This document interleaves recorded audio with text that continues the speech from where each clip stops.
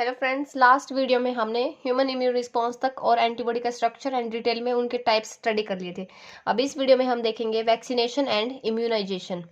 जो वैक्सीनेशन होती है वो बेस्ड होती है मेमोरी पे, और इसमें हम क्या करते हैं, इंजेक्शन ऑफ एंटीजन, इसमें हम एंटीजन देते हैं। वैसे वैक्सीनेशन हमने पहले भी थोड़ा रीड आउट किया था, मीन्स डिटेल में नहीं पढ़ा था, अब हम इसको डिटेल में पढ़ेंगे। तो वहाँ पर हमने वैक्सीनेशन देखा था, किसके अंदर था, वो हमारा था एक्टिव इम्यूनिटी के अंदर। वैक्सीनेशन किसके अंदर था, एक्टिव इम्यूनिटी। एक्टिव इम्यूनिटी, और एक्टिव इम्यूनिटी में क्या था, इसके अंदर हम इंजेक्ट करते हैं एंटीजन, और ये दो मेथड से होता है, एक नेचुरल और एक आर्टिफिशियल। और जो वैक्सीनेशन था वो हमारा एक्टिव इम्यूनिटी के अंदर आर्टिफिशियल टाइप में आता था। कौन से टाइप में, आर्टिफिशियल। अगर आपने लास्ट लेक्चर्स देखे हैं तो ये आपको पता ही होगा कि आर्टिफिशियल में आता था। उसके बाद हम देखेंगे वैक्सीनेशन में हम कि कौन से एंटीजन्स डालते हैं। Attenuated pathogen, killed pathogen, toxoid. ये डिस्ट्रॉयड, ये क्या होता है, इनकी जो पैथोजेनिसिटी होती है वो डिस्ट्रॉयड कर दी जाती है, जिससे हमारी बॉडी को अफेक्ट नहीं करेंगे। मीन्स ये फुली अफेक्ट, वैक्सीनेशन जो है फुली अफेक्टेड नहीं है, बट फिर भी कुछ एक्सटेंट तक अफेक्टिव होते हैं। सो जो टाइप ऑफ वैक्सीन है वो जनरेशन है, वो 3 जनरेशन में। और जनरेशन किसकी वजह से, ड्यू टू एडवांसमेंट। इसके 3 टाइप्स हैं, first generation, second generation and third generation. First generation में हम क्या करते हैं, ट्रांसफर कंप्लीट पैथोजन, इसके अंदर हम कंप्लीट पैथोजन को ह्यूमन बॉडी के अंदर ट्रांसफर कर देंगे। मीन्स इसमें उसका एंटीजेनिक पार्ट भी होगा और नॉन एंटीजेनिक भी, इसलिए ये कुछ टाइम तक एलर्जी भी कॉज करता है। सेकेंड जनरेशन में हम ट्रांसफर ओनली एंटीजेनिक फॉर्म, और इसका एग्जांपल है हेपेटाइटिस बी वायरस, ये इंपॉर्टेंट है, ये पूछा भी जा चुका है। सेकेंड जनरेशन में क्या करते हैं, हम सिर्फ एंटीजेनिक पार्ट करते हैं हेपेटाइटिस बी वायरस के केस में। और थर्ड जनरेशन में हम सिर्फ डीएनए को इंजेक्ट करते हैं, बट ये हमारी एनसीईआरटी में नहीं है, नॉट इंक्लूडेड इन एनसीईआरटी में नहीं है, तो ये हम इसको स्टडी नहीं करेंगे, हम सिर्फ फर्स्ट जनरेशन और सेकेंड जनरेशन। अब हम देख लेते हैं एटीन्यूएटेड वैक्सीन। एटीन्यूएटेड वैक्सीन में क्या होता है, वीक पैथोजन। जो एटीन्यूएटेड वैक्सीन होता है उसमें क्या होता है, वीक पैथोजन होता है। वीक कैसे हो जाता है, हम पैथोजन को एक सॉल्यूशन में डालते हैं जिससे पैथोजन वीक हो जाता है, वो अपनी पैथोजेनिसिटी को लूज कर देता है, बट एंटीजेनिसिटी उसके पास रहती है। क्या करते हैं, इसमें हम पैथोजन को सॉल्यूशन में डालते हैं जिससे वो अपनी अपनी किसको लॉस कर देता है, पैथोजेनिसिटी को लॉस कर देता है, बट उसके पास उसकी एंटीजेनिसिटी रहती है। तो यहाँ से कुछ बस एग्जांपल्स ही याद करने होते हैं, क्योंकि जो ये एग्जांपल्स हैं ये एम्स वगैरह में पूछ लिए जाते हैं, कभी कभार एनसीआर नीट में भी आ जाते हैं, क्योंकि एनसीईआरटी में एक तो दिया हुआ है। BCG, tuberculosis, rota virus, diarrhoea in small childs, oral polio vaccine, MMR, mumps, measles, rubella, small pox vaccine, ये सब हमारी किस में आएंगी, एटीन्यूएटेड वैक्सीन में। उसके बाद हम देखेंगे किल्ड वैक्सीन। किल्ड वैक्सीन के एग्जांपल्स ये यहाँ पर है, rabies, pneumonia, stock vaccine. Stock vaccine होती है injectable polio vaccine, typhoid, whooping cough, influenza and cholera. Toxoid vaccine में tetanus, diphtheria and botulism. Botulism क्या होता है, फूड पॉइजनिंग। बाकी हम इन सभी डिसीज को डिटेल में स्टडी करेंगे। उसके बाद हमारा नेक्स्ट है ऑर्गन ट्रांसप्लांट। ऑर्गन ट्रांसप्लांट है मीन्स वन पर्सन से किसी दूसरे पर्सन में ऑर्गन का ट्रांसप्लांट करना, या फिर हमारा ओन बॉडी में भी ऑटोग्राफ्ट।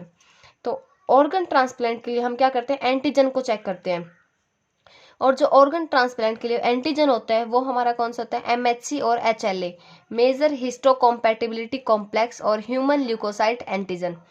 जो सभी एंटीजन्स होते हैं वो मेनली क्या होते हैं, प्रोटीन्स। डीएनए, डीएनए से एमआरएनए एंड एमआरएनए से protein.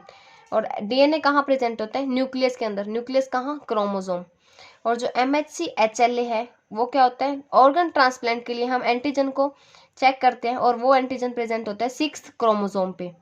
Display of gene on chromosome, और जो जीन कार्ड क्रोमोसोम पे डिस्प्ले होता है उसको बोला जाता है हैप्लोटाइप।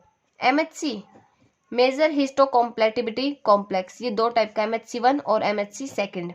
सेल्फ एंटीजन और नॉन सेल्फ। जो सेल्फ एंटीजन है वो प्रेजेंट होता है all cells of body excluding RBC. जो सेल्फ एंटीजन है वो हमारे सभी सेल्स के अंदर प्रेजेंट होता है बॉडी के, एक्सक्लूडिंग आरबीसी। आरबीसी के पास क्यों नहीं होता, क्योंकि आरबीसी के पास खुद का ना न्यूक्लियस है और ना क्रोमोसोम, और ना वहाँ पर डिवीजन होती हैं। और जो हम ऑर्गन ट्रांसप्लांट करते हैं उसके लिए हम मेनली एमएचसी 1 को ही चेक करते हैं। ठीक है, एमएचसी 1 को ही मैच करवाना होता है। एमएचसी 1 हमने देख लिया कहाँ प्रेजेंट होता है, और एमएचसी 2 होता है हमारा एंटीजन प्रेजेंटिंग सेल्स पे। तो अब हम ऑर्गन ट्रांसप्लांट के टाइप देख लेते हैं। फर्स्ट हम देखेंगे ऑटोग्राफ्ट। ऑटोग्राफ्ट में क्या होता है, ग्राफ्ट इज फ्रॉम सेल्फ और transplantation of tissue from one body part two another body part. जो ऑटोग्राफ्ट होता है उसमें हम क्या करते हैं, हमारी ओन बॉडी से ही कहीं का टिश्यू कहीं उठा के लगा देते हैं जहां हमें ज़रूरत होती है। इस ग्राफ्ट इज फ्रॉम सेल्फ और ये सबसे सक्सेसफुल भी होते हैं। इसका एग्जाम्पल देख लेते हैं। जब हमारा कहीं पार्ट पे, तो जो ऑटोग्राफ्ट का है वो हम मेन एग्जांपल देख सकते हैं। जब हमारी स्किन कहीं से बर्न हो जाती है तो हम क्या करते हैं, तो कहीं और की स्किन, जैसे थाई की स्किन फेस पे लगा दी जाती है। तो जब हमारा कहीं से जल जाता है तो कहीं और की स्किन लगा दी जाती है। तो वो क्या है, ऑटोग्राफ्ट का एग्जाम्पल है।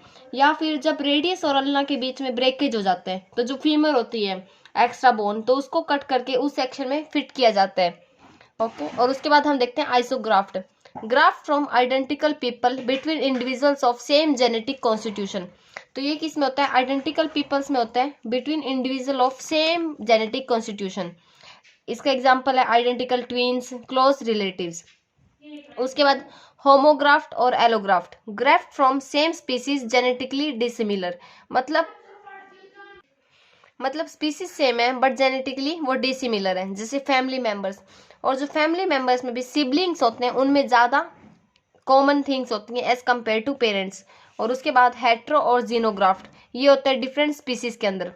एज हम होमोग्राफ्ट और एलोग्राफ्ट भी करते हैं, तो हम कोई भी ट्रांसप्लांटेशन करते हैं उससे पहले हम इम्यूनोसप्रेसिव देते हैं, साइक्लोस्पोरिन ए। जो साइक्लोस्पोरिन ए है वो सबसे ज़्यादा इंपॉर्टेंट हमारा इम्यूनोसप्रेसिव है। उसके बाद आप सब अपने आप से भी देख सकते हैं, अभी हमने स्टडी किया है, तो इसका जो मोस्ट सक्सेसफुल ऑर्डर है वो क्या बन सकता है, जो इसका सक्सेसफुल ऑर्डर है वो बन सकता है सबसे पहले सेल्फ के अंदर, फिर उसके बाद आइडेंटिकल्स में, किसके अंदर, आइडेंटिकल्स, फिर siblings, then parents, then unrelated में। तो जो इस टॉपिक से इम्पोर्टेंट क्वेश्चंस हैं या जो लास्ट ईयर में आए थे, हम एक और वीडियो करेंगे। उसके बाद हम डिसीज स्टार्ट कर देंगे, disorders, disease, auto immunity disorder, and उसके बाद हम कंप्लीट क्वेश्चंस कर लेंगे। So okay, bye, thank you friends.